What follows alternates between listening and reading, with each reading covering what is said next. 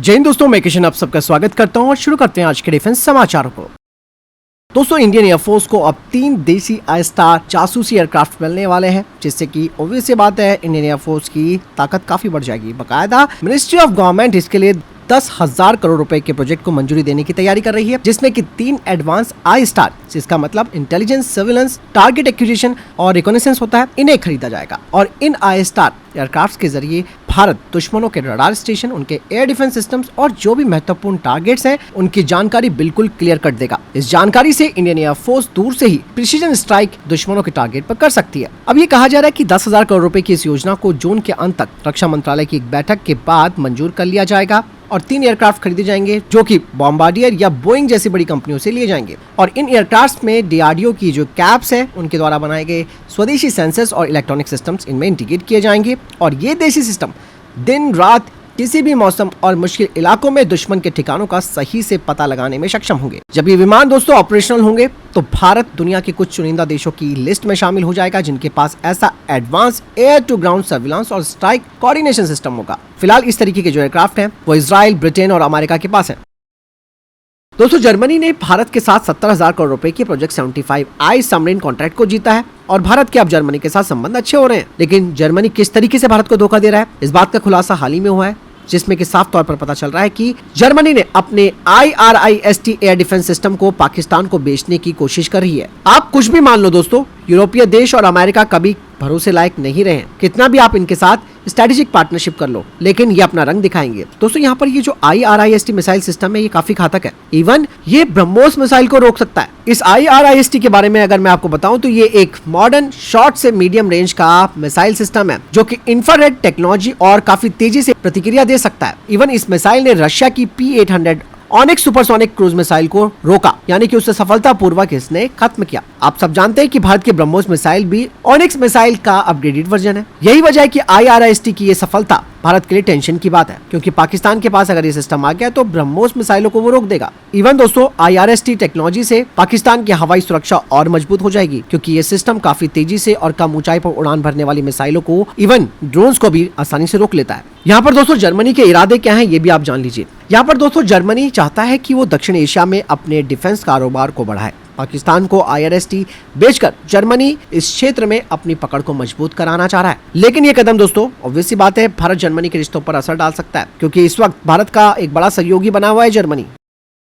वहीं दोस्तों, अब AMCA फाइटर जेट के लिए जो जेट इंजन बनाया जाना है, उसे लेकर भी एक बड़ी अपडेट सामने आई है। बकायदा गैस टरबाइन रिसर्च एस्टेब्लिशमेंट यानी कि GTRE इस साल के अंत तक एक विदेशी कंपनी के साथ मिलकर 120 किलोन्यूटन थ्रस्ट वाला नए एयरक्राफ्ट इंजन को डेवलप करने के लिए एक समझौता करने वाला है। हालांकि किसे चुना जाएगा अभी ये बात क्लियर नहीं हुई है, और ये जो इंजन है वो आप सबको मालूम है कि हमारे AMCA पर लगाया जाएगा। लेकिन यहाँ पर कुछ टाइमलाइंस इस इंजन को लेकर जरूर सामने आई है, जैसे कि 2029 तक इंजन का कोर तैयार हो जाएगा और फिर इसके जमीन पर टेस्टिंग शुरू की जाएगी। इसमें आफ्टर बर्नर भी लगा होगा और 2032 तक 3 साल के और टेस्टिंग और सुधार के बाद ये इंजन उड़ान टेस्ट के लिए तैयार किया जाएगा। इसे एक टेस्ट एयरक्राफ्ट पर उड़ान भरकर परखा जाएगा और उसी के बाद इंजन को AMCA फाइटर जेट में लगाकर उसकी फाइनल मंजूरी और सर्टिफिकेशन किया जाएगा। हालांकि ये टाइमलाइन तो इसलिए भी है क्योंकि हम डिसीजन बहुत लेट लेते हैं, फिर भी इतना है कि अगर हम कोई पार्टनर जल्द से जल्द चुन लेते हैं तो ये सारी चीजें अपने आप ही फिर टाइम के हिसाब से होती रहेंगी, लेकिन डेडलाइंस होना जरूरी है। कहा यह भी जा रहा है कि ये जो नया इंजन होगा वो कम से कम अगले 30 सालों तक काम करेगा और इसमें कई तरीके के और सुधार भी किए जा सके। बाकायदा इसे भविष्य में 6th जनरेशन के फाइटर जेट और इवन ड्रोन्स के लिए भी इस्तेमाल किया जा सकेगा। यहाँ पर दोस्तों इंजन को ऐसा बनाया जाएगा ताकि ये बिना आफ्टर बर्नर के भी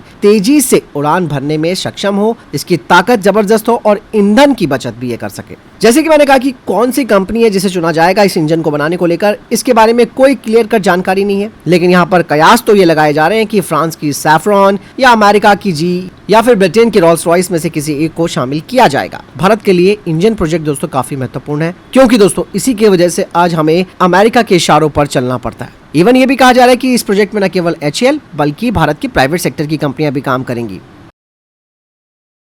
इसके अलावा दोस्तों DRDO ने VISR-AX यानी कि वर्सेटाइल ISR ISA-X बैंड नाम का एक नया एडवांस ट्रांसमिट रिसीवर मॉड्यूल को डेवलप कर लिया है और ये cutting edge technology Indian air force के आई-स्टार यानी कि indigenous stratospheric tactical airborne relay programme में इस्तेमाल की जाएगी।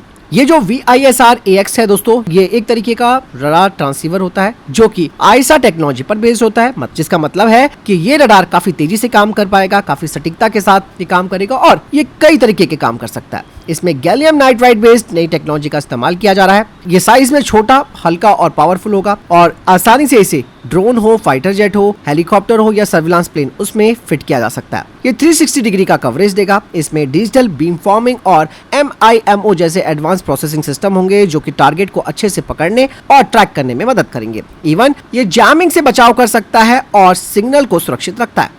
भारतीय वायुसेना का IA-STAR प्रोग्राम हाई एल्टीट्यूड और लंबे समय तक उड़ने वाला एक एरियल शिफ्ट होगा जो कि निगरानी और कम्युनिकेशन दोनों करेंगे। हाल ही में DRDO ने 17 किलोमीटर की ऊंचाई पर 62 मिनट तक उड़ने वाले solar power aerial shift trial का सफलतापूर्वक परीक्षण किया और VISR-AX का हल्का और कम पावर वाला डिजाइन इन एयरक्राफ्ट प्लेटफॉर्म्स के लिए काफी फिट बैठता है। इवन यहाँ पर दोस्तों भारत को इस तरीके की टेक्नोलॉजी की काफी जरूरत है, खास करके भारतीय बॉर्डर पर चाइना और पाकिस्तान के साथ जिस तरीके के खतरे बढ़ रहे हैं, खासकर की cruise missiles, stealth fighter jet और ड्रोन्स के, उन्हें रोकने में ये काफी मददगार होगा।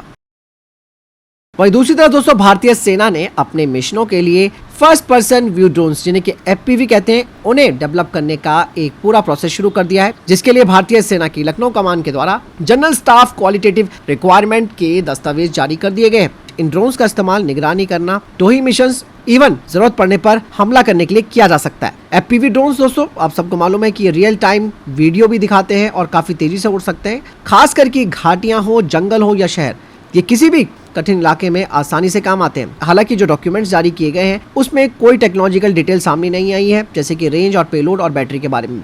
लेकिन दोस्तों अपग्रेड यहाँ पर वर्ड यूज किया गया है जो बताता है कि इनमें बेहतर कैमरे, तेज data transmission, artificial intelligence technology और मौसम में काम करने की ताकत जैसी खूबियां इसमें जोड़ी जा सकती है। और ये ड्रोन परियोजना मेक इन इंडिया के तहत ही बनाई जाएगी, जिसमें कि DRDO और प्राइवेट सेक्टर की कंपनियां शामिल होंगी।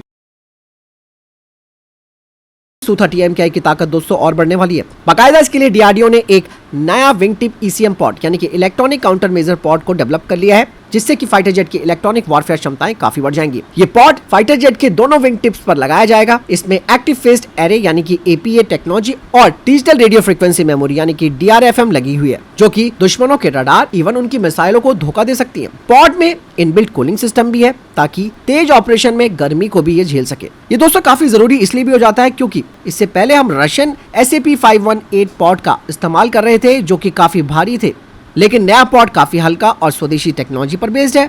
और इवन दोस्तों इसके जरिए AIM-120C AMRAAM और PL-15E जैसी मिसाइलों से भी बचाव किया जा सकता है। और ये ECM पॉड दोस्तों DRDO के सुपर सुखोई अपग्रेड योजना का भी हिस्सा है, जिसमें कि Virupaksha AESA radar, Dhruti radar warning receiver, dual colour missile alert system भी शामिल है। और इस टेक्नोलॉजी से दोस्तों Su-30 MKI और ज्यादा ताकतवर हो जाएगा।